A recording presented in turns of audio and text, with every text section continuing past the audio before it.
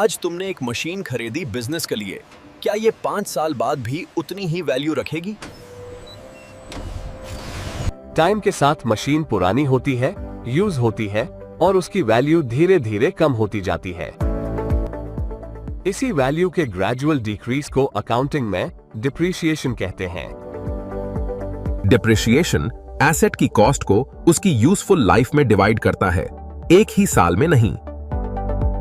यह matching principal है, जहां एक्सपेंस उस पीरियड में रिकॉर्ड होता है जहां से बेनिफिट मिलता है।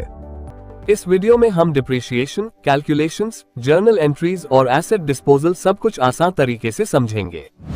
अगर डिप्रिसिएशन रिकॉर्ड ना हो तो प्रॉफिट आर्टिफिशियली ज्यादा दिखाई देता है। डिप्रिसिएशन उन फिक्स्ड एसेट्स पर लगती है जो बिजनेस में लॉन्ग टर्म यूज के लिए होते हैं। ये एसेट्स रीसेल के लिए नहीं, बल्कि डेली ऑपरेशंस में यूज के लिए होते हैं। टाइम के साथ इन एसेट्स की वैल्यू धीरे धीरे कम होती जाती है।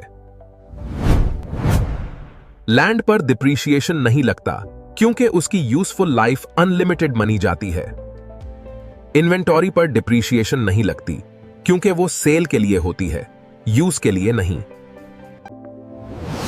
सही एसेट क्लासिफिकेशन समझना डिप्रिसिएशन अप्लाई करने के लिए बहुत जरूरी होता है। मशीनरी, बिल्डिंग्स और इक्विपमेंट जैसे एसेट्स डिप्रिसिएशन के मेन एग्जाम्पल्स होते हैं। अब अगला स्टेप है कि इन एसेट्स की अकाउंटिंग कैसे की जाती है, जर्नल एंट्रीज के थ्रू। जब कंपनी कोई एसेट कैश से खरीदती है तो उसकी एंट्री मशीनरी और कैश अकाउंट्स में होती है। मशीनरी अकाउंट डेबिट होता है और कैश अकाउंट क्रेडिट होता है। अगर एसेट क्रेडिट पर खरीदी जाए तो कैश की जगह अकाउंट्स पेएबल यूज होता है। इस केस में मशीनरी डेबिट होती है और अकाउंट्स पेएबल क्रेडिट होता है। इंस्टॉलेशन और ट्रांसपोर्ट जैसे कॉस्ट्स भी एसेट की टोटल कॉस्ट में ऐड होती हैं। टोटल एसेट कॉस्ट कैलकुलेट होती है purchase price plus additional cost से। फाइनल एंट्री में पूरी कॉस्ट मशीनरी अकाउंट में रिकॉर्ड की जाती है। स्ट्रेट लाइन मेथड में डिप्रिसिएशन हर साल इक्वल चार्ज की जाती है।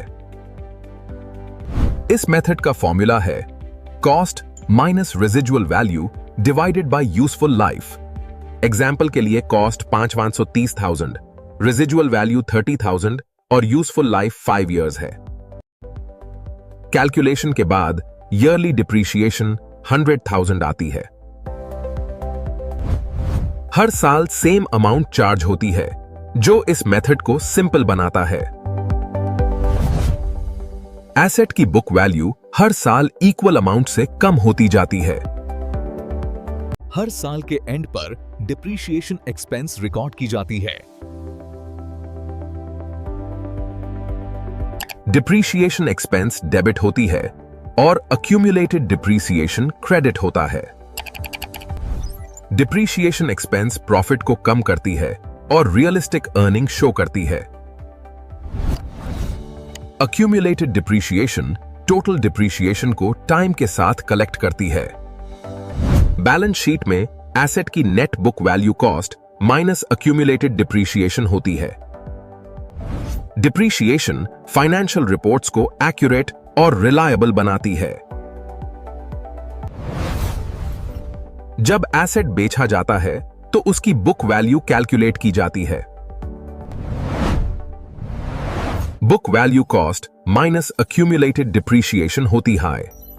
अगर सेल प्राइस ज्यादा हो तो प्रॉफिट आता है।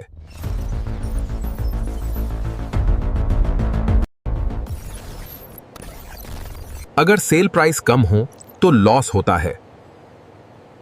प्रॉफिट केस में गेन क्रेडिट होता है।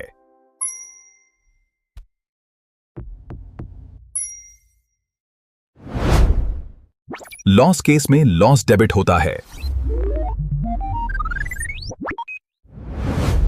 एंट्री का मेन पर्पस एसेट को बुक से रिमूव करना होता है। डिप्रिसिएशन प्रॉफिट को रियलिस्टिक बनाती है। अगर वीडियो यूजफुल लगी हो तो सब्सक्राइब और लाइक जरूर करो।